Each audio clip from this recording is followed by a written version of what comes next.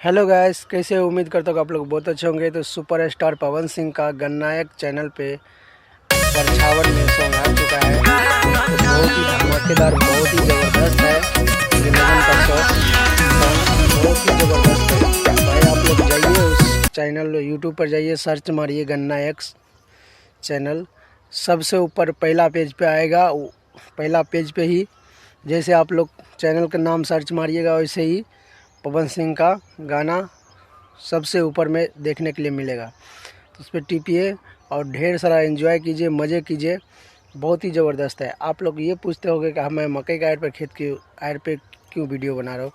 दरअसल मैं गेहूँ कटवाने के लिए आया था और या गेहूँ काटने के लिए आया था, आप लोग जो समझ सकते हैं। तो सोचा मैं टाइम वेस्ट क्यों करूँ, सबसे पहले मैं आप लोग को बता दूँ। तो मैं गाना सुना, बहुत ही ज़बरदस्त है। आप लोग को नहीं विश्वास है तो ये देखिए,